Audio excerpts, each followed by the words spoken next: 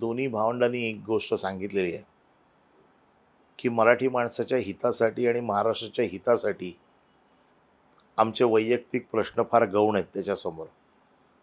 त्यामुळे मला असं वाटत नाही की युतीमध्ये जागा वाटप ही काही अडचण असेल.